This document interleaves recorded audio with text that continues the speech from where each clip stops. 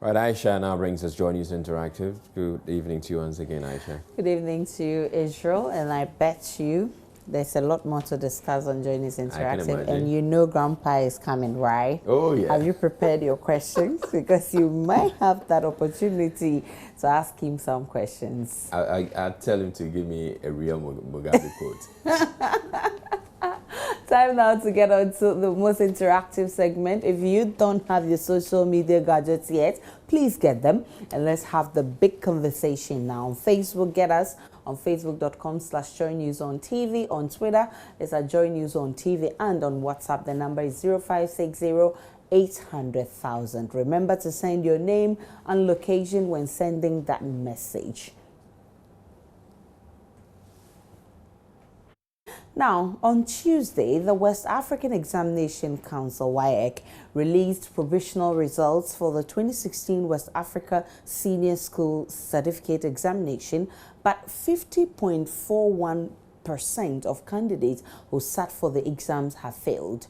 Reacting to the results, Maths Professor and President of the Ghana Maths Society, Sichofe Anku, said the declining standards of education in the country must be attributed to the caliber of persons who teach in schools. The professor has also questioned the change in duration for SHS from 4 years to 3 years. So, what do you think is accounting for the declining educational standards?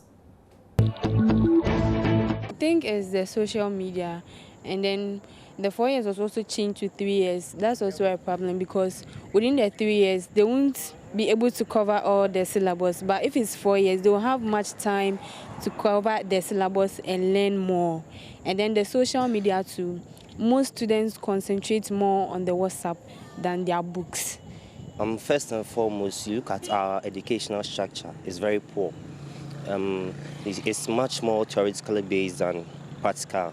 We all try to learn from the books, but if it's attached with practicals, at least the students, it will stick better in their brains. And you look at the infrastructures in the schools, how many schools can boast of chemistry labs, physics labs, ICT labs? This all accounts for the poor academic performance of the students. Poor resources. I mean, teachers are not well motivated, and also the methods they use in teaching the students may also be a problem. So, well, if these issues are addressed properly, I think standards might improve. I think they should look at modern ways how people are teaching in other countries in the world. Technology is also helping, so they can also look into that. The internet is also a great resource that they can also use in reaching out to the students. The budget allocation of our parliament for education is so appalling.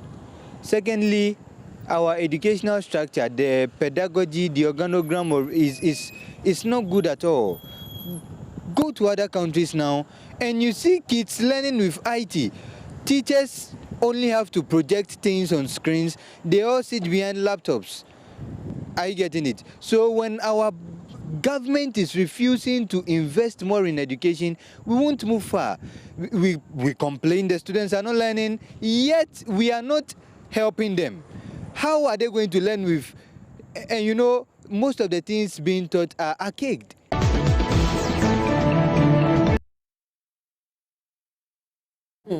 Interesting comments on the streets of Accra, but Easy, what do you think is accounting for this declining? I think it's a number of factors, but primarily it has to do with the general decline in standards of education over the years.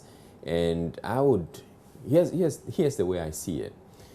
The kind of people who are ending up in the training colleges to come and teach our kids, the quality of these teachers keeps declining. But it's also a function of the people who end up in the training colleges, and it's also a function of the quality we're putting out of school. Right. So the people who come out of school. It's like a cycle. It's like a cycle. It's like a cycle. So the quality that goes into the teacher training colleges is declining.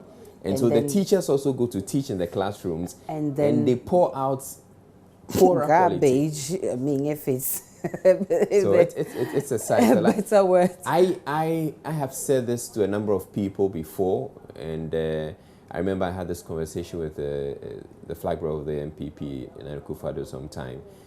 I am like, I would wish that we'll come in, we'll decide that we're going to transform, radically transform teaching. Yes. Make teaching attractive enough. Exactly. So that would attract quality people who go in there and then teach our kids, and that's where we're going to start the transformation. That brings a point of teachers. Some of them, they don't just enjoy it, but they just have to do it for a living. Yeah. So if I have other things, I will concentrate on those things and just keep the teaching as, I agree with you. Okay, so let's check out the comments that are coming through. Hashmin says, it's even small. Teachers are to be blamed, it's the fact.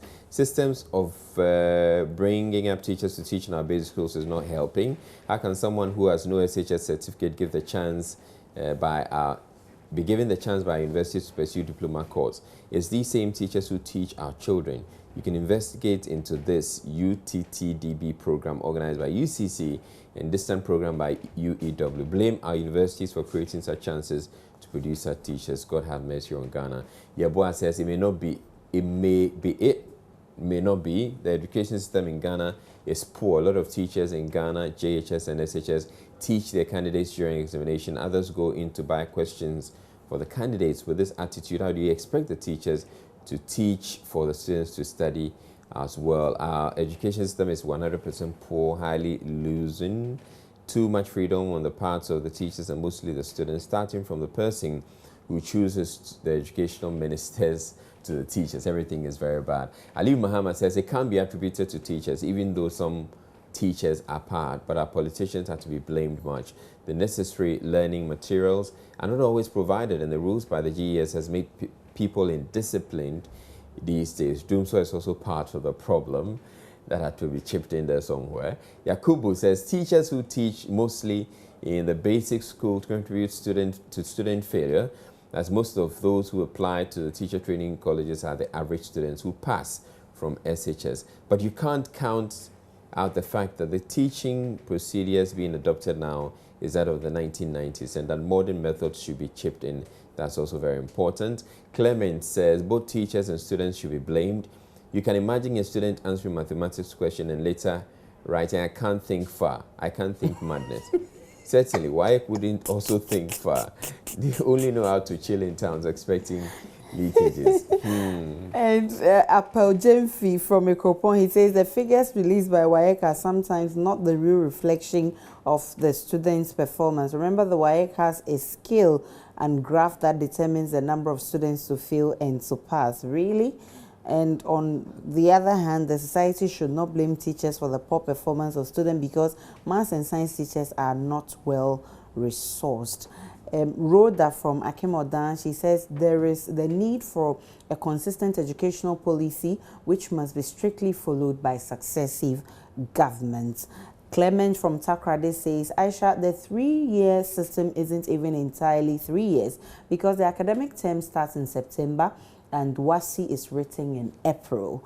And so he says it's not exactly 3 years. Mohammed Adnan from Salaga, he says they don't respect teachers by salary and other things. So teachers are not to be blamed. Those were some of your comments on WhatsApp. I have a lot of them, but I have to move on because Zimbabwean President Robert Mugabe, one of the longest serving presidents of Africa and former chairperson of the African Union, set to visit Ghana next week.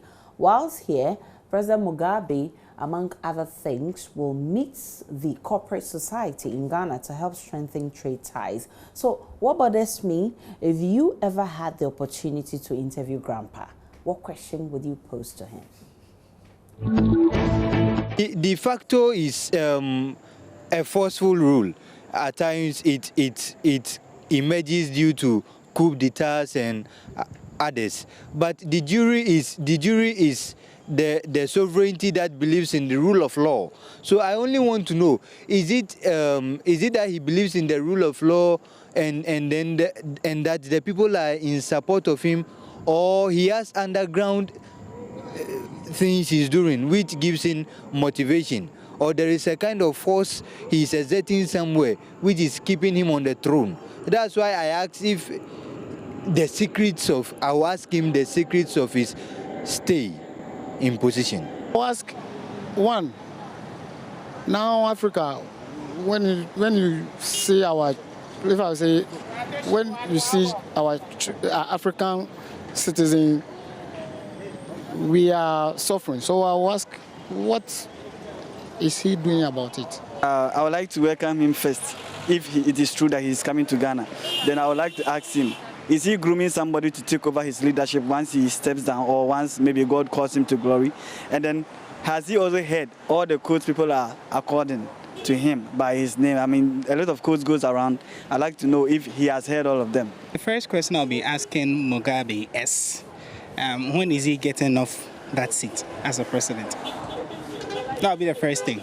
And then maybe the second thing will be, over many years of his tenure as a president, I haven't seen any transparency in his governance. So when is he leaving the seat? That is one. And two, how does he wish the Zimbabweans to respect his leadership when he's trying to push in his wife to also take over his seat if he truly believes in accountability? How his wife, a former wife, is a Ghanaian. So he like Ghana. So when you come to Ghana and see the economy, how it's going on, what you will do about it? If their country is a democratic country, why has he become a president for so long? He has to give another person a chance to also become president, to know what he has in mind in order to build his nation, Zimbabwe. I'm curious. I think there's a few reasons why he may be coming. One of them could be the fact that maybe he wants to pick another Ghanaian wife. That could be one. It's true. But let's the man is an old man. Don't worry, the man. Otherwise, he's also heard of all the Mugabe quotes, and he said he's been told that he's popular in Ghana. So he wants to come and and contest President Mahama for the 2016 election. Mahama Ba says maybe he's coming to visit the other Mugabe at Nsawam and advise him to make good use of his name. Ha ha ha, I can't think far. Kura, I wish he'll be asked to give advice on the so-called Muntie 3. I'll be very happy, pa, because someone among them is using his name haphazardly. And Mohammed says he's most welcome to our peaceful homeland, Ghana. His Excellency John Brown Mahama is such a humble leader whose style of leadership attracts other leaders into his country. Yao Sapon says, I'll ask Mr. President, are you the one who has been giving us all those hilarious quotes? Any man who successfully convinces a monkey that honey is sweeter than banana is capable of selling condoms to a Roman father. Mugabe quotes. And Jackson from Bree says, I will ask Mugabe to repeat all his proverbs attributed to him. I will ask Grandpa Mugabe to get off the seat at day. or Jide Nkwa or something. This coming from Yima from Nkoko. Prince Boateng from Koforidua says, my first question will be, if you were made a Ghanaian citizen for just 24 hours on Ghana's election day, who will you cast your vote for between John Mahama and Nana Akufo-Addo, and why? And this one says Mugabe is coming to audit all his quotes posters. That's all time will allow us, and that's it for the interactive segment. See you same time tomorrow. Take care.